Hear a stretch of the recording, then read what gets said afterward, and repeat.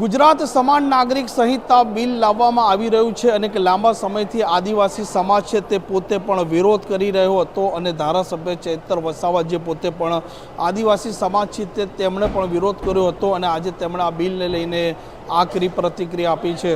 વૈષ્ણવજન તો તેને કહીએ જે પીડ પરાઈ જાનાને રે।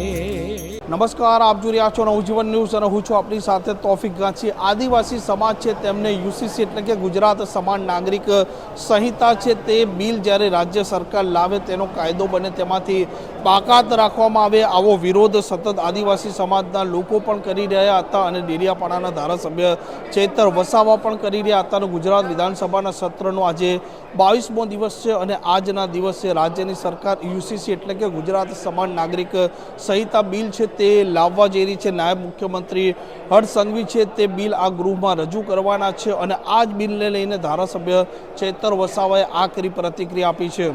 આજે ગુજરાત સરકાર દ્વારા વિધાનસભામાં સમાન નાગરિક સંહિતા લઈને જ્યારે બિલ રજૂ કરવામાં આવી રહ્યું છે ત્યારે અમે આ બિલનો આગળ પણ વિરોધ કર્યો હતો અને આજે પણ વિરોધ કરીએ છીએ।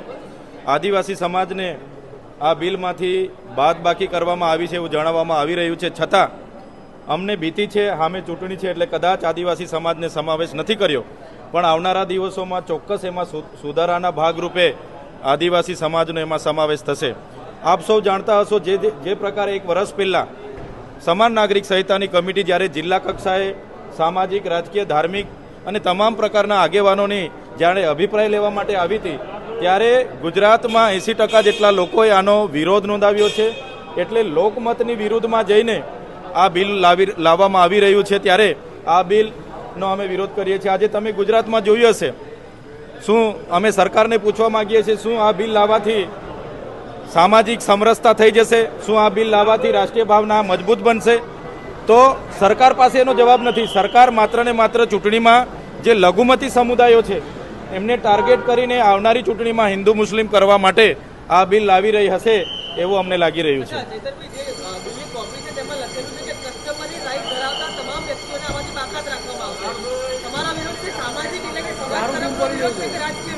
હાલમાં બંધારણ બન્યું અને બંધારણમાં દીવાની કાયદા, ફોજદારી કાયદા બધા છે જ, બાળ લગ્ન ધારા પણ છે, હિન્દુ મેરેજ એક્ટ પણ છે, વારસાઈ ધારો પણ છે અને દત્તક ધારો પણ છે, છતાં સમાન નાગરિક સંહિતા લાવવાની શું જરૂર પડી?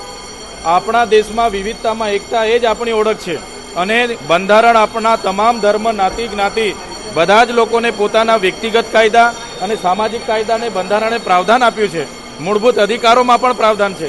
તો સમાન નાગરિક ધારો લાવવાથી મને એવું લાગે છે કે ચોક્કસ જ્ઞાતિઓને ટાર્ગેટ કરવામાં આવશે અને લોકોને લગ્ન નોંધણીના નામે, લિવ ઇન રિલેશનશીપ નોંધણીના નામે અને છૂટાછેડા માટે કોર્ટમાં લાઈનો લગાડવી પડશે એવું લાગી રહ્યું છે। આમ ધારાસભ્ય ચૈતર વસાવાનું કહેવું છે કે આદિવાસી સમાજને આ બિલમાં અત્યારે છે તે સામેલ કરવામાં નથી આવ્યા, પરંતુ તેમને શંકા છે, તેમને સંદેહ છે કે આવનારા દિવસોમાં સુધારા રૂપે આદિવાસી સમાજ છે તેમને જો સામેલ કરવામાં આવે તો આ સમાજ માટે મુશ્કેલી ઊભી થાય અને સ્થાનિક સ્વરાજની ચૂંટણીને ધ્યાને રાખીને આ બિલ લાવવામાં આવી રહ્યું છે તેવું પણ હાલ વિપક્ષના ધારાસભ્યો સતત રટણ કરી રહ્યા છે।